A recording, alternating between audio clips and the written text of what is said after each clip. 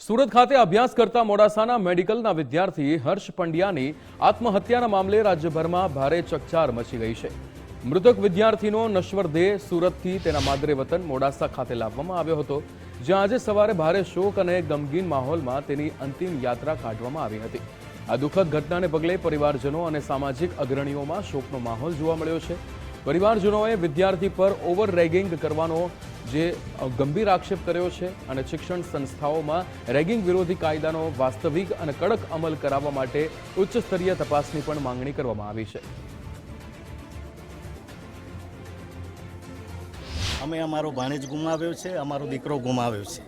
સરકારશ્રીના કાયદા મુજબ જ્યારે કોઈપણ પ્રકારના રેગિંગ ઉપર કોઈપણ અંકુશ નથી આ સરકારનો। અમે દાવા સાથે કહીએ છીએ, જે અત્યારે આપ જોઈ રહ્યા છો, તો મારી સરકારને એટલી વિનંતી છે કે કાયદાને કડક બનાવો। જે લોકોએ આ કૃત્ય ઇનડાયરેક્ટલી રીતે કર્યું છે, પ્રત્યક્ષ રીતે ઘણા બધા અમને ત્યાં પણ અમે ગયા સુરત, ત્યાં પણ અમને એવું જાણવા મળ્યું કે અહીંયા રેગિંગનો ખૂબ ત્રાસ છે, જુનિયરો મારફતે પણ જાણવા મળ્યું છે।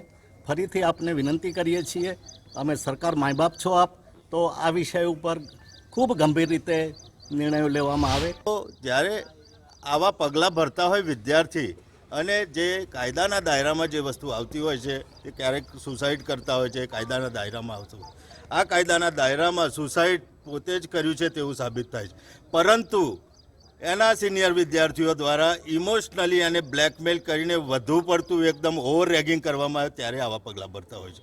તો આ વિષય પર સરકાર પૂરતું ધ્યાન આપે, આવા વિષયો ત્યાંની જે મેનેજમેન્ટ કમિટી છે એ મેનેજમેન્ટ કમિટી આવા ઓવર રેગિંગ ન થાય તેનું પણ ધ્યાન આપે।